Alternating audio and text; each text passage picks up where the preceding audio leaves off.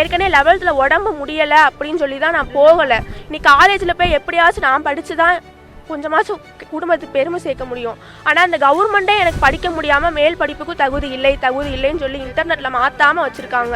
எங்கள் எல்பிஎன் ஸ்கூல்லையுமே 12 பாஸ் 11 பாஸ்ன்னு சொல்லி நான் 10th 413 மார்க் வாங்கியிருந்தேன். சரி, நல்லா படிக்கிற பிள்ளை, 11th உடம்பு முடியலை அப்படின்றவும் நல்லா படிக்கிற பிள்ளைன்னு சொல்லவும் எல்லாமே வாங்கிட்டு செப்டம்பர் மாதம் நாங்கள் காலேஜ் போக ரெடியாக இருக்கப்ப அங்கே காலேஜில் ஏற்றுறப்ப உங்கள் பொண்ணு மேக்ஸில் ஃபெயிலுன்றாங்க. எங்களுக்கு அது தெரியாது.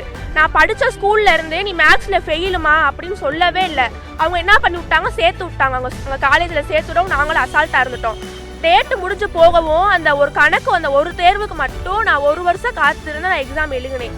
இப்போ நான் திரும்ப பாஸ் ஆகிட்டேன். இவங்க ஃபிசிக்ஸ் மாற்றி அசலில் கொடுத்துட்டாங்க. ஆனால் இன்டர்நெட்டில் ஆப்சன்ட் வருது. இதனால எனக்கு ஏற்கனவே 1 வருஷம் படிப்பு போச்சு மேக்ஸ் 1னால. இப்போ திரும்ப எனக்கு இந்த வருஷம் போச்சுன்னா ஒன்றும் செய்ய முடியாது.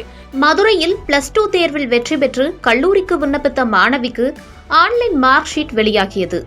அதில் +1 இயற்பியல் தேர்வில் ஆப்சென்ட் என வருவதால் கல்லூரி படிக்க முடியாமல் தவித்து வருகிறார்.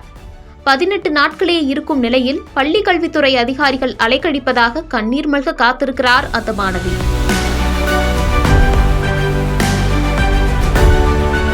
+2 முடித்தாகிவிட்டது, அடுத்து கல்லூரிதான் என்று ஆசையுடன் காத்திருந்தார் ஜெயஸ்ரீ. அந்த ஆசை கனவாகி விடுமோ என்ற கலக்கம் அவரிடம் நிறைந்திருக்கிறது. மதுரை மாவட்டம் அரும்பனூர் சேத்தாங்குளம் கிராமத்தை சேர்ந்த ஆசை தம்பி ஏலம்மாள் தம்பதியினரின் மகள் ஜெயஸ்ரீ. இவர் 10ஆம் வகுப்பில் 413 மதிப்பெண் பெற்று 11ஆம் வகுப்பை மதுரை ஒத்தக்கடையில் உள்ள அரசு மாதிரி பெண்கள் பள்ளியில் படித்து வந்தார். உடல்நிலை காரணமாக பள்ளிக்கு சரிவர செல்ல முடியாத நிலையில் 12ஆம் வகுப்பை மதுரை சர்வேயர் காலனி பகுதியில் உள்ள பள்ளி ஒன்றில் படித்துள்ளார். முன்னதாக +1 தேர்வை ஜூன் மாதத்திலும் எழுதியுள்ளார். பின்னர் 12ஆம் வகுப்பு பொதுத் தேர்வு எழுதி முடித்து தேர்ச்சியாகியுள்ளார். தற்போது பொறியியல் படிப்பிற்காக கல்லூரிக்கு சென்றபோது ஆன்லைன் மூலமாக மாணவியின் மதிப்பெண் பட்டியலை சோதித்து பார்த்துள்ளனர். 11ஆம் வகுப்பில் இயற்பியல் பாடத்தில் தேர்வு எழுதவில்லை எனவும் ஆப்சென்ட் எனவும் ஆன்லைன் மார்க் ஷீட்டில் வந்துள்ளது.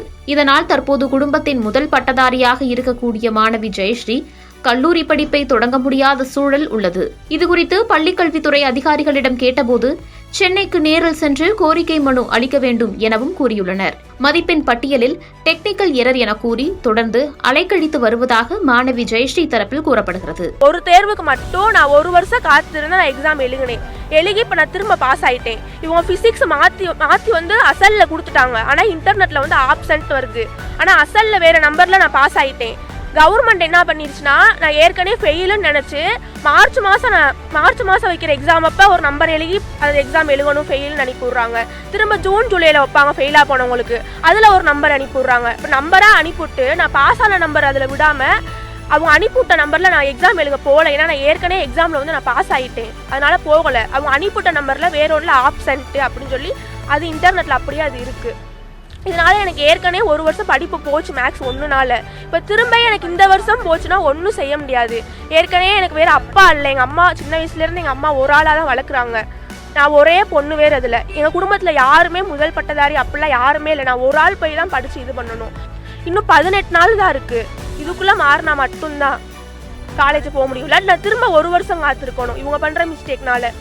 மாவட்ட ஆட்சியர் தனக்கு உடனடியாக ஆன்லைன் மதிப்பெண் பட்டியலை சரி செய்து தருவதற்கான நடவடிக்கைகளை மேற்கொள்ள வேண்டும் என கூறி பள்ளி மாணவி ஜெயஸ்ரீ தனது தாயாருடன் மதுரை மாவட்ட ஆட்சியர் அலுவலகத்தில் நடைபெற்ற குறைதீர் கூட்டத்தில் மனு அளித்தார்.